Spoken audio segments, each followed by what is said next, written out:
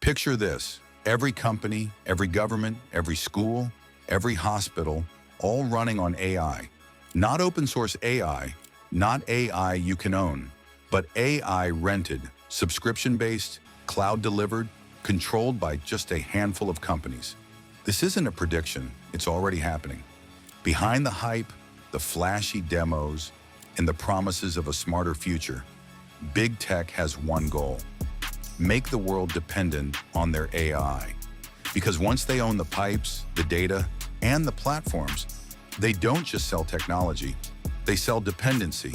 And the companies, governments, and individuals who buy into it may find themselves trapped in a future they can't escape. From innovation to control. At first, it all looks like innovation. AI models that can write your emails, code your software, analyze your data. Tools that make businesses leaner, workers faster, and life more convenient. But look closer. The most powerful AI models aren't something you can just download and run. They're locked inside corporate servers, accessible only through APIs and subscriptions. And that's by design, because the more essential AI becomes, the more profitable dependency becomes.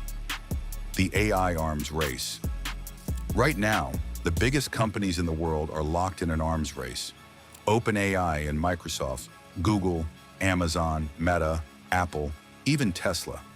Each is pouring billions into training larger, faster, more capable models.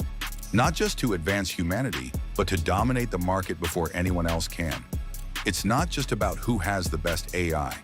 It's about who can make their AI unavoidable, who can entrench themselves so deeply that switching becomes impossible. Think of it like digital colonization. Whoever wins the arms race doesn't just own technology. They own the future of work, communication, and even thought. Addiction by design. Here's the trick. Big tech doesn't want to sell you AI once. They want to sell it to you forever.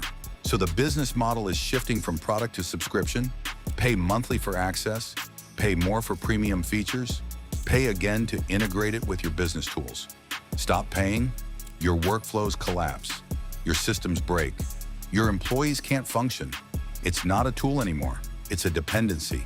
And like any good addiction, the first hit is cheap or free. Free trials, free credits, free features. Just enough to hook you.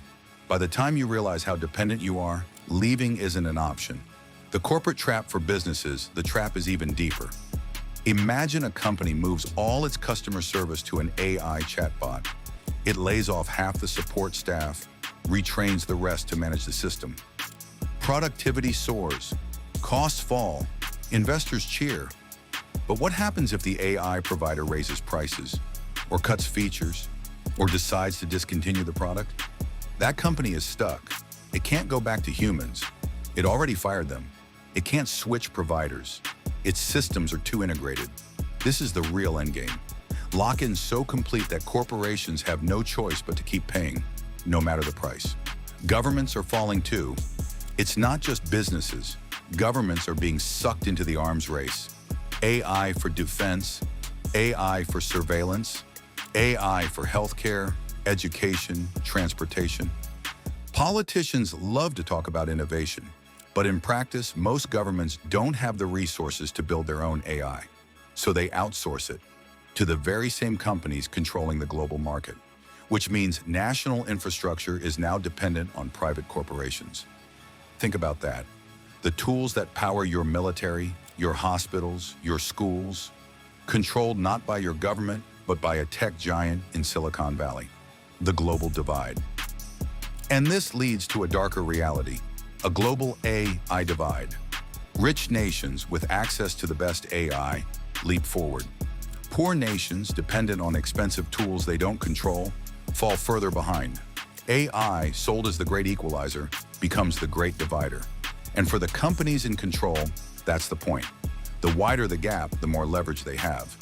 The existential question, who owns intelligence? This all leads to an existential question. For centuries, power was based on who controlled land, then who controlled industry, then who controlled information. Today, it's who controls intelligence itself. AI is no longer just a tool. It's becoming the infrastructure of decision-making.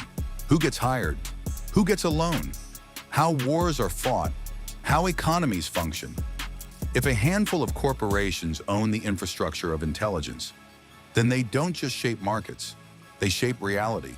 And the rest of us, we're just paying rent to exist in their version of the future. The illusion of choice. Big tech will tell you there's competition, plenty of options, healthy markets. But notice the pattern. Every startup that looks promising gets bought out. Every open source project gets starved, undercut, or swallowed. Choice is shrinking, not growing. And the companies winning the arms race are the same ones that already control your operating systems, your search engines, your cloud services, your ads. AI isn't expanding freedom, it's consolidating power. The future of dependency. So what happens if this continues? AI becomes like electricity. You can't live without it. But unlike electricity, you don't pay a utility, you pay a monopoly. Every action, every decision, every business process flows through systems you don't own, don't control, and can't replace. The arms race isn't about who builds the smartest AI, it's about who can make the world most dependent. And unless something changes, the winners won't just dominate the market, they'll dominate the future of human progress itself. AI is being sold as liberation, smarter work, faster progress, a brighter future. But if you look past the hype, it's clear. This isn't about liberation, it's about control. The companies racing to the top aren't fighting to free you. They're fighting to own you, to make their AI so essential, so unavoidable, that the world runs on it, forever. So the real question isn't who will win the AI arms race. The real question is, once they win, will the rest of us ever be free again? What is your take on the AI arms race? Comment below, like the video, and subscribe to the channel. And what are you doing personally to leverage AI in your career or business? Get our ebooks to see how AI can transform your small business or side hustle. See links in description below. If you want more information and guidance on how to win in the digital economy using AI, join our school community to connect with our team of digital economy experts and the community of enthusiastic entrepreneurs.